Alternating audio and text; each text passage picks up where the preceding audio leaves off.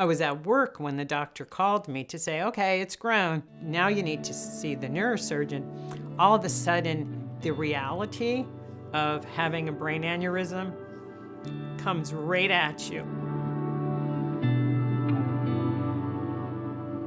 It's hard to separate your work life from your personal life. I think that's only natural. I work for a credit union in Scranton. I am the director of risk management. Joe is a CPA, so we're both analytical thinkers. Some people might say that is boring, but we're very regimented.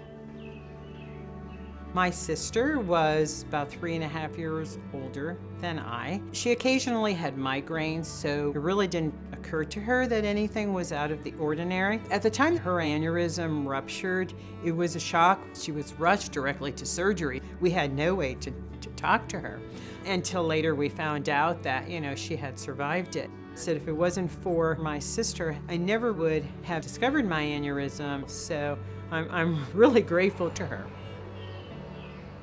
That was about 13 years or so ago. And so once a year they would test me and I would have the MRA and I'd be nervous waiting for the results and say, okay, how big did it grow? And then they would say, okay, you're stable, come back in a year or two. And, that was okay.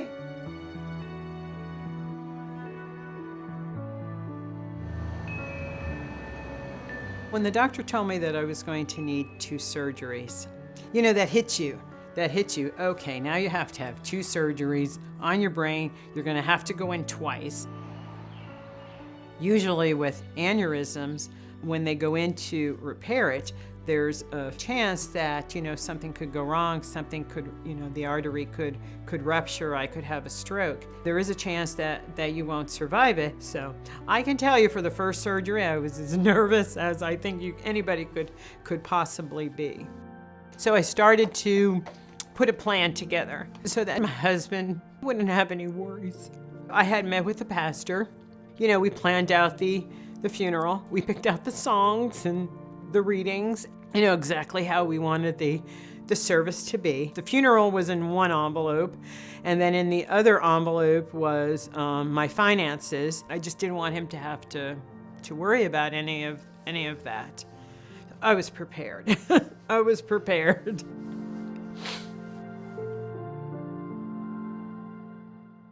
When I came out of the procedure and I was in the recovery room, Dr. Sherman came in and said, everything went well, you're done. And I was like, great, it's finished. And he said, no, it's finished. You're done. We were able to combine both surgeries together and you're repaired and everything is fine. So it was just such a relief to know that it was done just that quickly. It was over. It was only hours later that his physician assistant came in and she was talking about the procedure, and that's when she told me about the PulseRider device.